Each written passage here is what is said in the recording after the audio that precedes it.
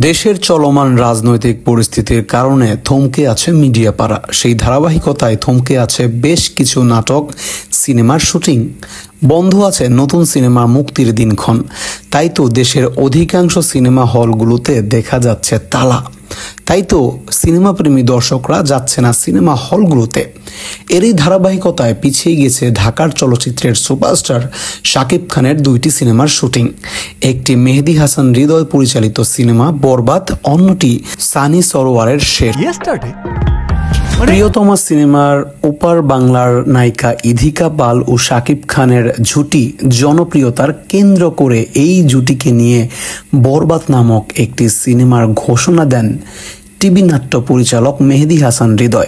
ঢালিউড সুপারস্টারের তুফান movie মুক্তির পরপরই হৃদয় জানিয়েছেন চলতি বছরের সেপ্টেম্বরে শুরু হবে বরবাদ সিনেমার শুটিং।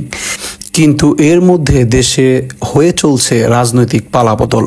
নতুন সরকার দায়িত্ব নেবার পর দেশের পরিস্থিতি ধীরে ধীরে শান্ত হলেও পার্শ্ববর্তী দেশের রাজনৈতিক পরিস্থিতি পালাবদল ঘটতে শুরু করেছে।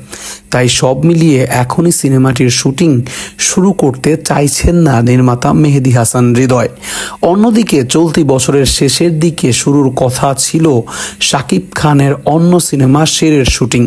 সিনেমাটি হবে যৌথ প্রযোজনায়। তবে রাজনৈতিক পালাবদলের কারণে এই সিনেমার কলাকৌশলী সহ বেশ কিছু বিষয় আসতে পারে ব্যাপক রদবদল, যার ফলে এ বছরের পরিবর্তে 2025 সালে এই সিনেমার শুটিং শুরু হতে পারে।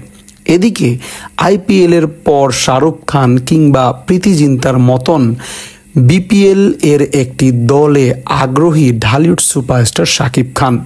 সম্ভবত তিনি ঢাকা দলটি কিনতে চাচ্ছেন এবারের BPL আসরের জন্য। ক্রিকেটের ব্যস্ততা শেষে শাকিব সময় দিতে পারে শুটিংয়েও।